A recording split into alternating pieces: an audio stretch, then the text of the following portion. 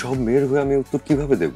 অনেক লাল বেলুন ফুলিয়ে teddy bear নিয়ে তাকে দিয়ে বলবো হ্যাপি বার্থডে মাই কুইন। তাতে কোনো ঝামেলা নেই, কিন্তু সেটা আমি হয়তো করতেও পারি। প্রেমিকা কি বিচ্ছেদের পর কখনো বন্ধু হতে পারে? কেউ বলবে পারে, কেউ বলবে পারে না। আমার ক্ষেত্রে আমি বলবো হ্যাঁ, আমি বন্ধু হয়ে থাকতে পেরেছি। মেয়েরা ভালোবাসার ক্ষেত্রে কি চায় একটা ছেলের থেকে? মেয়েরা আসলে কি চায়? সব মেয়ের হয়ে আমি উত্তর কিভাবে দেব? সব মেয়ে মানে ম্যাক্সিমাম মেয়ে আসলে ভালোবাসা বলতে কি বোঝে? ধরুন আপনার লাইফে যে কটা মেয়ে এসছে তারা ভালোবাসার ক্ষেত্রে আপনার থেকে কি চেয়েছিল যেটা আপনি দিতে পারেননি? ও মাই গড, কি দিতে পারিনি, কি দিতে পারিনি বলা খুব মুশকিল, বলা খুব মুশকিল কি দিতে পারিনি। যেটা হয়েছে যে আমার কোনো বিচ্ছেদ এভাবে হয়নি যে তুমি এটা পারছো না পার্টিকুলারলি, সে কারণে আমি আর তোমার সঙ্গে থাকছি না।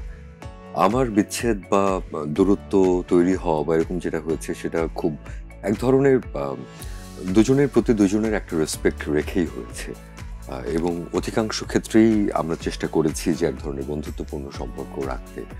আমার কাছে মনে হয় যে জীবন যাপনে মানুষ অনেক রকমভাবে আলাদা হয়ে থাকে।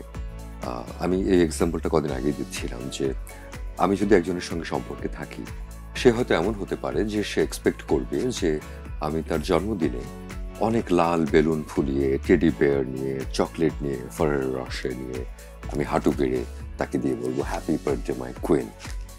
তাতে কোনো ঝামেলা নেই, কিন্তু সেটা আমি হয়তো করতেও পারি। আবার হয়তো আমি এই মানুষটা সামটাইমস যে আমি প্রথম বর্ষার প্রথম কদম ফুল আমি জোগাড় করে এনে আমি বৃষ্টি স্নাত কোনো দিনে বাইরে থেকে হয়তো ভিজে এসে বেডসাইড টেবিলে ফুলটা রেখে হয়তো আমি ফ্রেশ হতে চলে গেলাম। সেটাও কিন্তু আমার একই রকম ভালোবাসার অনুভূতি, কোনটাই কিন্তু কম নয়। তো আমি কখন কোনটা প্রয়োগ করছি বা কোন ভালোবাসাটা প্রকাশ করছি আর আমার অন্য পাশের মানুষটা কোন ভালোবাসাটা এক্সপেক্ট করছে, সেটার মাঝখানেই হয়তো পার্থক্যটা তৈরি হয়ে যায় যে যাপিত জীবনে আমরা কতটা কম্পিটেবল একজন আরেকজনের সঙ্গে। আচ্ছা, আপনার কি মনে হয় প্রেমিকা কি বিচ্ছেদের পর কখনো বন্ধু হতে পারে? কেউ বলবে পারে, কেউ বলবে পারে না। আমার ক্ষেত্রে আমি বলবো হ্যাঁ, আমি বন্ধু হয়ে থাকতে পেরেছি বা পারি। বলিউডের আমির খানও বন্ধু হয়ে থাকতে পছন্দ করে, আপনি কি তার ফ্যান নাকি? না নিশ্চয়ই, হ্যাঁ হ্যাঁ অফকোর্স, আমির খানের ফ্যান তো কে না, বাহ, নিশ্চয়ই আমি তার ফ্যান। ওকে।